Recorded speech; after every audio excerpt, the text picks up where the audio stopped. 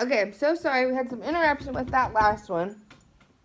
There's a 2-year-old stuck behind my chair. She was going to help me, but she went away. Okay, so this is a picture of me and Dylan, and I give like an explanation of our relationship, you know, and so you can kind of see like the root of it. I was friends with his cousin, and I was dating someone else, so we were friends forever, starting in like 2009.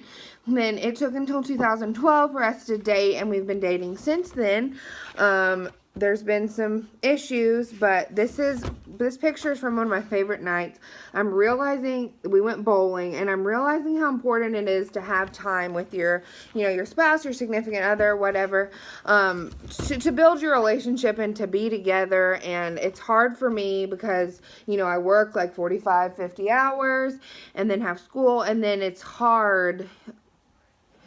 I don't want to be away from my baby, but I know that sometimes I need to, and then I need to learn to accept that she is okay without me 24/7. But, so this picture is from one of my favorite nights. I said, he's an extrovert. He runs his own business selling promotional products, but in some ways he's also an introvert, and he hates PDA, and that's one thing we work on. He, doesn't show physical affection in public. And I'm very much an affectionate person, so that's kind of one of the things we've had to, let's see, that's one of the things we're working on, but he is completely my best friend. And then I put my Enneagram designations with the numbers right here. So, okay, 30% orderliness, 90% helpfulness, 62% image focus, 18% individualism, 46% intellectualism, 74% security focus, 42% adventurousness, and 22% aggressiveness, 70% calmness, which was personality type 2. And then this picture's with my best friend Sarah when we went out for her birthday with her unicorn birthday cake. Hi. So for my future personal goals, another picture with Sarah, I put not to get so behind in my classes and push through the hard times, because the thing with me, that I honestly, it's been over the past like few years that this habit, this trait has developed. When I get behind, or when I get a bad grade, or when I think that I've worked hard and that might not reflect on my schoolwork or my, efforts at my job to take care of, Finley and Charlie and their household, when they go unnoticed, or I feel like it's unfair or that I'll never catch back up, like I said in the last video, I really honestly like give up on myself. And, it's like, that's a waste of time. That's, a waste of money. You just need to push through the hard stuff and try to just make things happen for yourself, because no one else is going to make them happen for you. So kind of what I would love to do is develop more of that mentality and push through, and it gets hard instead of shutting down, because that's what I do.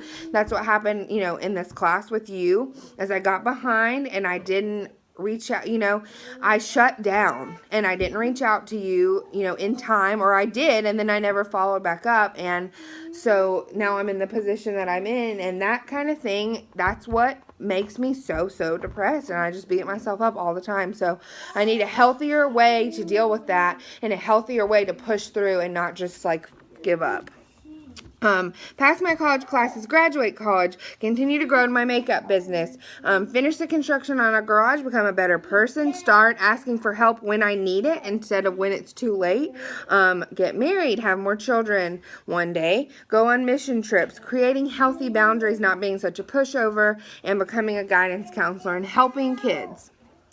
And then I'm just kind of going to like highlight on this stuff. So, we learned in the book that our self-esteem is like developed at a young age, and you think like, when you're in elementary school and you got like a bunch of X's on your paper, or, whatever it might be, when you got like a frowny face or whatever. My mom, when we were little, would put frowny faces or smiley faces on the fridge for that day on a Post-it note.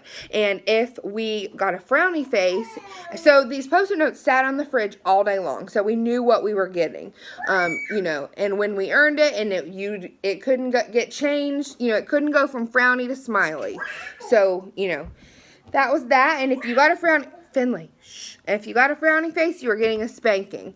So that was like taunting. So, and I would take the sticky notes down and try to fix them and like make them into a smiley face because I did not want a spanking. But there's a lot of things about myself that I don't think developed as a child, maybe a little, but my mom, and I'm not saying she's like toxic. Sorry, I don't know what exactly I would say that she is, but I feel like she made my self-esteem, and it was like in high school, it was like I was a size 2, and she's like, why aren't you a size 0? Okay, just like, somebody asked me to the dance, oh, that's okay, but like, why aren't you going with this person? Okay, like, just stuff like that. I feel like, nothing's ever, I don't know.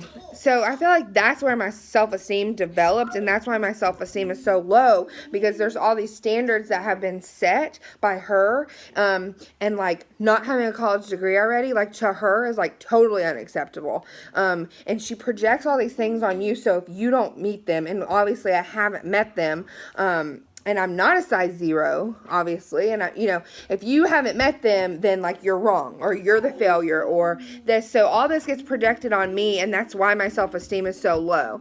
And Dylan is not what's the word for that? He is not somebody that says like, oh, you're so beautiful. Oh, you're so smart. Oh, you can do it. Like, he doesn't outwardly, like, encourage. That's just not like who he is, and it's never been who he is. And it would be nice to hear those things. I don't need them, but I'm saying I don't have anyone else in my life that can support and push me in a positive way, not, saying like, well, if you don't do this, like, you're a failure and you're lazy and, like that. So that's what I think my self-esteem is and like where it comes from. So that's kind of like what I touched on here. When I was in high school and first starting college, I felt on top of the world. I was like, I'll be done with school in 4 years. I'll meet a nice guy, get married, whatever. It didn't happen that way. I know people have their own issues with me not being married and us still cohabitating and all that. And I understand all that. My life just didn't end up that way, and it's not too late. I still would love to get married, but, a lot of these things just really pull at my self-esteem and make it what it is now. So that's kind of like what I touched on here. And then loneliness is like my last slide. So a lot of people, don't understand, they're like, how could you be lonely? And I like vocalize that. And they're like, you have a baby, you have a boyfriend, you have a house, you have 2 dogs, you have a job. How can you be lonely? Well, not saying I don't appreciate being by myself, because, at like midnight or whenever it is that Dylan and Aubrey have gone to bed, do not get me wrong, I like to sit on my couch and have it be completely silent, and I like being by myself. I love to eat, go to restaurants by myself, love it. Love to go shopping by myself, love, I appreciate alone time, but I'm still lonely. Becoming a mom, a lot of my friends aren't on the same page as me. They're not in the same stage of their life. And it is incredible, the people that were my best friends that have made no effort to be here for me in this time of my life and, kind of like change around with me and be here and grow. I could count on like one hand the amount of times that people have come over here just to sit with me and see Aubrey. I mean, probably like... Yes. There's nothing in there. Probably just a few times. Come here. Come help me. So, that's kind of like what I touched on, and it's just been so hard. I want to say that I'm okay being, by myself and not having people. But the lack of interaction really is hard. And all my interaction mainly is with children, like face-to-face interaction, and I just miss again, and it's this like balance, because it's like, I get off of work, okay, I could leave my own baby with a babysitter and go out with my boyfriend or go out with my best friend and go have a glass of wine and go have dinner or whatever, but then I'm giving up time with my daughter. So finding a balance has been incredibly challenging, and like when it gets too hard, like we've talked about, I just shut down. So I've spent the majority of my time right here in this house. As soon as I get off work and have gotten my daughter, I come here and I take care of her, and that's you know, that's what I do. I make my makeup live videos with her in my lap. People all the time are like, oh, she's so beautiful. We want to come see her. They never do. And then Dylan working the crazy, crazy hours that he does. You know, I feel like we barely even see each other either. So, I just feel really lonely. And, so I kind of like touched on that. So that's kind of that. And then this was my last picture. This is us at the Biltmore. We went for my birthday, my 25th birthday in January. We went to the Biltmore, so that was so much fun. So that is my PowerPoint. I'm sorry that this PowerPoint like is in 2. And sorry there's been a 2-year-old talking the whole time. This is what I could make of it and have it turned in on time. So I appreciate so much you taking the time to watch. I'm gonna, I guess, attach my PowerPoint also, and then that's all. So thank you so much, and I really thoroughly enjoyed your class, and that's all. Okay, bye.